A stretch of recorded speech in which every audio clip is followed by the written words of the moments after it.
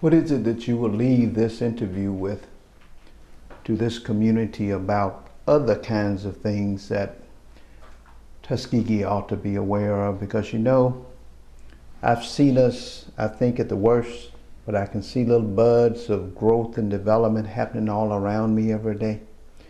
Do you think there's hope for this city and county? I do. I have a lot of hope. I have a lot of faith in Tuskegee. You see, the way the world works in my particular way of living and thinking, my point of view on the world in Tuskegee is that what you do in this world, you certainly will reap before you leave it. We're going to reap what we sow. And Tuskegee, through the accomplishments and achievements of Dr. George Washington Carver, Booker T. Washington, a lot of Dr. Gomillion,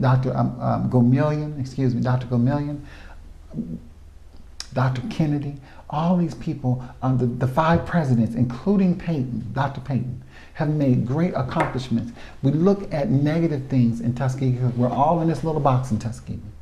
And I'm going to leave this with the city of Tuskegee. And even the young, this is for everybody, young and the old. Tuskegee has to learn to think outside the box, as they say on the commercial. Think outside the box. And you have some good people who are coming into the Tuskegee community who's helping put up a real good facelift on Tuskegee. If the city looks good, people are going to start to think more positive about their community. You got to first begin reshaping, rebuilding, and renovating the city itself. The landscape, the houses, the buildings, the businesses. And then people will begin to feel good about the community and feel good about themselves. So yes, I do think that there's hope for Tuskegee. The new Tuskegee Airmen Museum, which is coming, the multicultural center in Tuskegee, which Fred Gray and his constituents have built and working on. I think that's a plus. You know, the Rosa Parks Memorial Park that we're doing now, the committee that's going to be in Tuskegee. All these things will help uplift the spirit of Tuskegee. Mayor Ford, Al Davis, the city manager, the city council. I just applaud you, the new city school board director. I think that Miss Joyce Lewis. Miss Lewis. I just read about her in the paper yesterday. I'm just reading about her. She, Dr. Lewis, she's going to bring something to the table, I believe. No doubt. And I do believe, Chief, that because of Tuskegee's past history, it's going to come back full circle and be even bigger, greater, and better than it was in the past. We got to stop thinking negative. You live there, you see this negativity going on every day, but think outside the box. Let's get together and build Tuskegee into the community we knew it could be. Bring it back into the focus of the world. Tuskegee was the black cradle of civilization in America.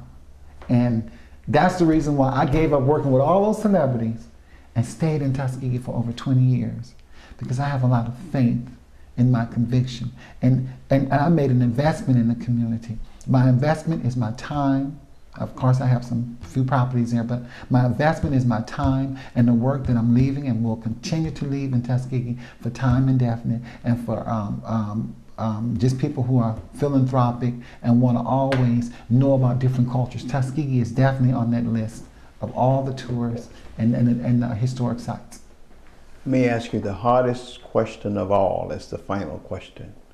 Yes, sir. What's the best work you've ever done? I haven't done it yet, unfortunately. Explain. Well, I can't look at my work like you or other people look at it.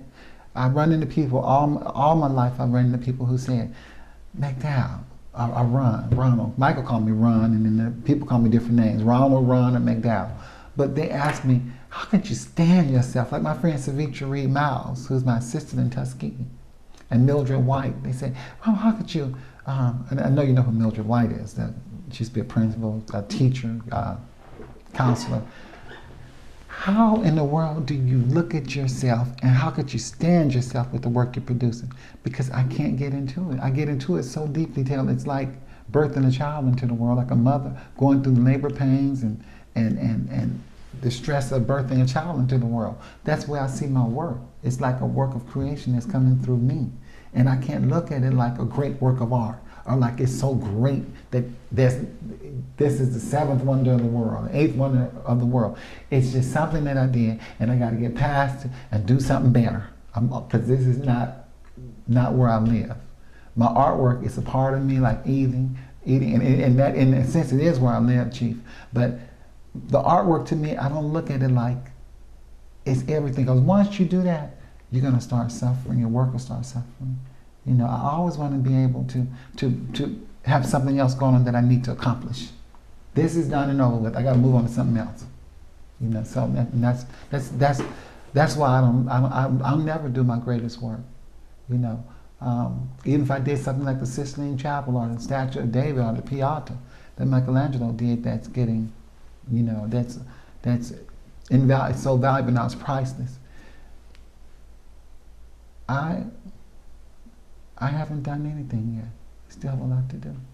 I want to thank you so very much for this great interview. You're welcome, and thank you for taking the time out to interview me.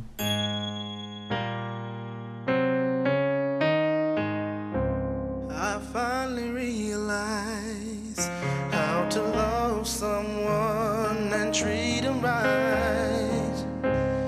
At first I was a selfish man who fooled around. Yes, I did.